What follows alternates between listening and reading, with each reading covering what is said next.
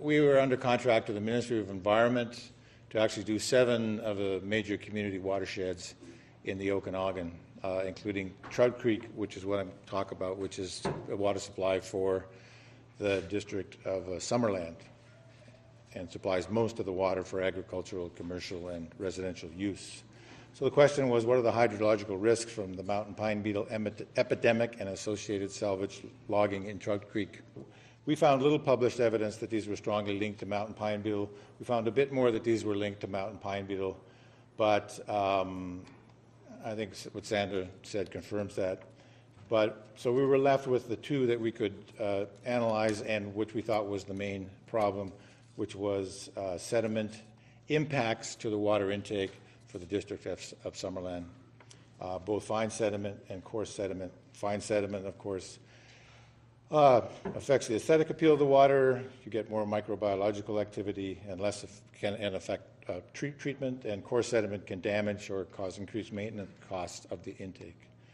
So in all watersheds, but particularly in Trout Creek, peak flows and sediment are intimately related, because during those peak flows and floods is when most of the sediment movement happens. These 2 effects are intimately related. We could deal with them together. That's what we felt. So what was our methodology? And a lot of this, thankfully, Rita went over carefully what's the hydrological effect of a forest. And for the peak flow and sediment issue we're dealing with, it's really the interception of snow in the wintertime, and she's talked about, her and Pat and other people have talked about that quite a bit. So you have a green forest, and again, we've had a lot of good covering, and this is a mountain pine beetle attacked forest. And I think what we've heard this morning over and over again is this has a hydrological function. There's actually, you're looking at 3 different things here when you look at, and we modeled each of those 3 things, so I'm going to talk about them a little bit. There's this area that obviously we all see, which is the red attack stand. This will soon become a gray attack stand, and it'll be a bunch of gray tree boles here with some branches on them. There's this level here, which is the non-pine component of the stand. This is you see the dominance up here. When this gray becomes gray, you'll actually see there's more green in there of non-pine stands, and they maintain their hydrological function through the whole life cycle of the attack as we model it. And there's a real healthy understory here. This is how we model it. It's a little complex, and all the dotted lines are worth thinking about. They're the confidence interval, and it means we don't know. As in all hydrology, we never know exactly what we're talking about. There's uncertainties, and there are always uncertainties, and we should acknowledge that. So just really briefly, this is Dave Huggard's, which Rita talked about, Dave Huggard's model. This is for a mountain pine beetle attack stand. Oops. This line represents the non-pine overstory, and this is the ECA. So this is what a clear cut has 100% ECA, maximum potential hydrological impact. Green forest has 0, and this is the effect of the non-pine overstory as we model it. It's continuous. In this case, it's about 35% non-pine. It reduces the ECA by 35%. That's right. It just leads into. This was what I showed you for the mountain pine. This is the ECA history over time of the mountain pine beetle attack stand. This is the ECA trajectory of the clear-cut stand. It starts at 100, and this has also been said this morning. It recovers faster. The planted stands recovers faster. At some point, it overtakes it. Incidentally, we consider this hydrological recovery right here at 20%. There's a big area here where the ECA and potential hydrological effect is considerably higher, and it lasts for a length of time. So that's basically how our model works. We do that this is Trout Creek. This is the H50 line, which we consider, this is the area above the H50, these high elevation, that are contributing snowmelt when the floods are occurring, when the spring freshet is occurring. So those are the areas. The pink is MSDM, which is the 70% of the watershed, or 80% of the watershed is above the H50 is MSDM, a little bit is ESSF, and a tiny, tiny bit of IDF, so mainly the MSDM. So we went in the field and we measured what is actually there. We did, I think, 550 plots or so in 30 stand sites in the 7 watersheds in the South Okanagan, focused on the MSDM mainly and the ESSF. So this is a different stand. This is a younger stand, and it's based on 80 plots in 10 stands, and it averaged 90% pine. It had much less understory.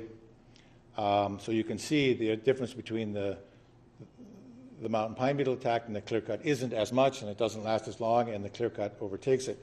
25% of pine leading stands in the South Okanagan forest are this type, and 50% of them are this type. And the rest are this is above the H50, and the rest are ESSF. That's the stand level modeling. We roll that up into the whole watershed for different age classes, different biogeoclimatic zones. We take the usual watershed modeling things. We look at the existing conditions, how much has been clear cut, what kind of stands are there, other disturbances, fires. We put on the long-term retention that the licensees supplied us that will never be cut, but if they're pine, they'll die. They took total clear cut harvest of the pine attack stands. That's all of it. All the pine leading stands greater than 40% pine were clear cut. This is what we got when you roll up all the different stand types and the previous logging and recovery of stands for the Trout Creek watershed. Starting year 0 is the start of the mountain pine beetle infestation. The lower curve is unsalvaged. As if we don't cut anything anymore, this is what will happen with the ECA in the watershed over time. Oops, there you go. And this is salvage harvesting. The salvage harvesting takes 5 years to complete, and then it starts to recover. So there's a large area in here.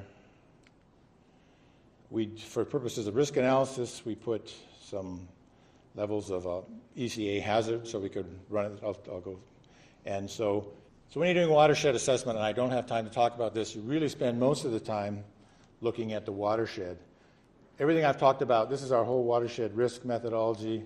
Everything I've talked about is in this first box up here. What are we doing to the forest cover? What's the ECA hazard?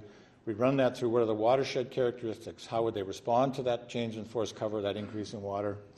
Looking at drainage density, slope, flow routing, lakes, things like that.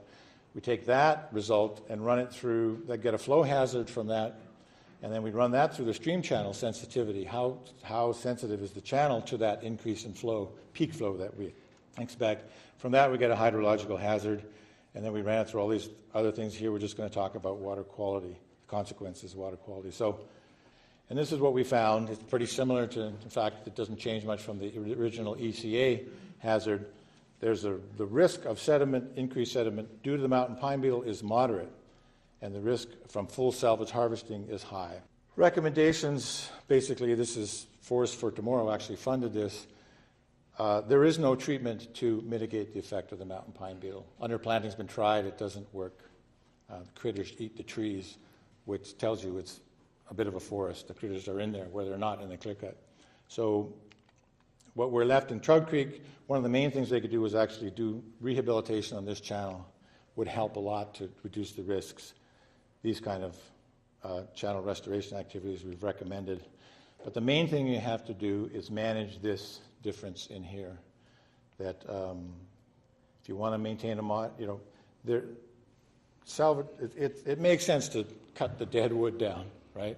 But the point of this is you have to manage that salvage harvesting. As has been said, other people said that today, you have to understand and model the non-harvest, harvest EC implications the way we've done. Specific to that local forest type and local watershed conditions. Focus harvest on pine stands with the least hydrological function. I mean, on a watershed scale, that's the younger MSDM, as I showed you. But locally, it's, the foresters need to go in, make a plan, and see what stands they're actually dealing with. There couldn't be pure pine stands in any of those biogeoclimatic zones. So basically, my conclusion is it's a forest. Like any other forest, it needs to be managed. In some watersheds, too much salvage harvesting will increase the short-term hydrological risks. And the last thing I want to say is what Lorraine said. This was our conclusion, but I think she really confirmed it. There's more coming, right? The mountain pine beetle is one big impact on the watershed because of climate change. So don't leave some ECA buffer, right? To get what an acceptable risk is, you have to take into account what's going to happen in the future. The mountain pine beetle is not the only thing out there. So use the precautionary principle. That's it.